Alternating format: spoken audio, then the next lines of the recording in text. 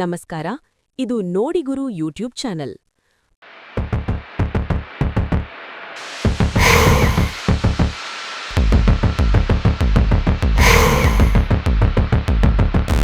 March 3, 2009 cricket ಇತಿಹಾಸದ ಅತಿ ಕರಾಳ ದಿನವಾಗಿ ಗುರುತಿಸಲಾಗಿದೆ. ಈ ದಿನ ಪಾಕಿಸ್ತಾನದ ಲಾಹೋರ್ನಲ್ಲಿ ನಡೆದ ಭೀಕರ ಘಟನೆ ಈ ಶ್ರೇಯಸ್ಸು ಪಡೆದಿದೆ.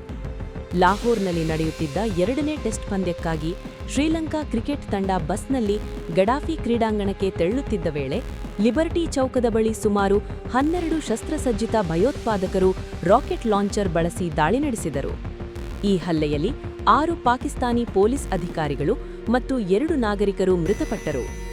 ಈ ಭೀಕರ ದಾಳಿಯಲ್ಲಿ ಶ್ರೀಲಂಕಾ ತಂಡದ ನಾಯಕ ಮಹೇಲಾ ಜಯವರ್ಧನೆ, ಕುಮಾರ್ ಸಂಗಕ್ಕಾರ, ತಿಲಾನ್ ಸಮರವೀರ, ತರಂಗ ಪರಣವಿತಾನ, ಅಜಂತ್ ಮೆಂಡೆಸ್, ಚಾಮಿಂದಾ ವಾಸ್ ಮತ್ತು ಸುರಂಗ ಲಕ್ಮಲ್ ಸೇರಿದಂತೆ 6-7 ಪ್ರಮುಖ ಆಟಗಾರರು ಗಂಭೀರ ಗಾಯಗೊಂಡರು.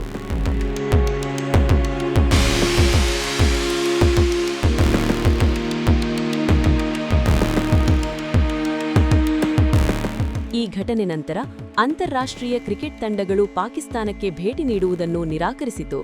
ಇದರಿಂದ ಸುಮಾರು 10 ವರ್ಷಗಳ ಕಾಲ ಪಾಕಿಸ್ತಾನದಲ್ಲಿ ಅಂತಾರಾಷ್ಟ್ರೀಯ ಕ್ರಿಕೆಟ್ ಸ್ಥಗಿತಗೊಂಡಿತು. ಸಂಭಾವನೆಗೊಂಡ ಪರಿಸ್ಥಿತಿಯಲ್ಲಿ 2015ರಲ್ಲಿ ಜಿಂಬಾಬ್ವೆ ತಂಡವು ಪಾಕಿಸ್ತಾನಕ್ಕೆ ಭೇಟಿ ನೀಡಿದ ಬಳಿಕ ಕ್ರಿಕೆಟ್ ಮರುಜೀವನ ಹೊಂದಿತು.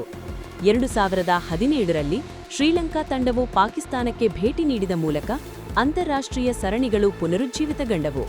ಈ ದಿನವನ್ನು ಕ್ರಿಕೆಟ್ ಇತಿಹಾಸದಲ್ಲಿ ಭೀಕರ ದಿನವಾಗಿ ನೆನೆಸಲಾಗುತ್ತದೆ ಮತ್ತು ಖಂಡಿತವಾಗಿ ಮರೆಯಲಾಗದ ನೆನಪು. ಮಾಹಿತಿಗಾಗಿ ನೋಡಿಗುರು ಯೂಟ್ಯೂಬ್ ಚಾನೆಲ್ ಸಬ್ಸ್ಕ್ರೈಬ್ ಮಾಡಿ, ಬೆಲ್ ಐಕಾನ್ ಒತ್ತಿ.